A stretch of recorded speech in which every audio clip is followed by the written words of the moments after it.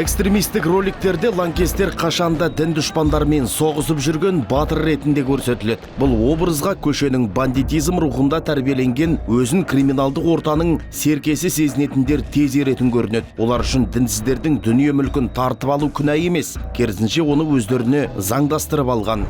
Мұндай құбылыс елімізде көбінесе псевдо-салафилік ағым өкілдеріне тән. Олар өзгелерден оқшауланып, өздері секілді қауіпті элементтермен бас қосып, көбіне қала шетіндегі саяжайлар мен базарларды паналайды. Олардың ұраны бір қарағанда ізгі ниеттен туғандай көрінеді. Құдайын ұмытқандарға қарсы әділдікті туғылып көтереді, имандылыққа үндейді. Алайда олар бұл істің бәрін агрессиямен, төзімсіздікпен жүргізіп, ең соңында өздеріне ерген ізбасарларын терроризмге дейін алып барады.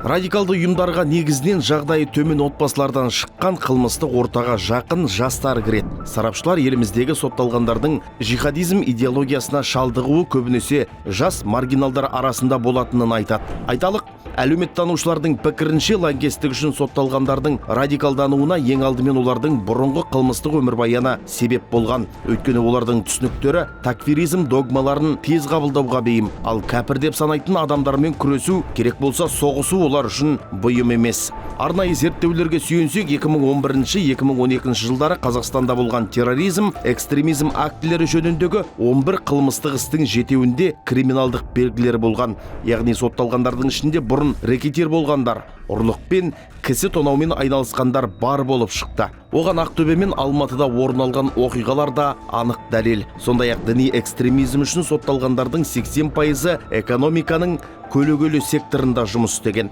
Бұл айтылған мәліметтер бүгінгі лаңкес такфиршілердің бет бейнесін айғақтап тұр. Сондай-ақ салдармен емес, себеппен күресу үшін тиісті органдар үшін күш жүгерді қай бағытқа жұмсау керек екенін көрсетеді. Егер балаларымыз ерте жастан пайдалы іспен айналысып, бұрыс жүріс-тұрысқа, тентектікке, бұзақылыққа уақыты болмаса, олар ертеңгі күні деструктивті ағымдардың құрбаны болмайтыны мәлім.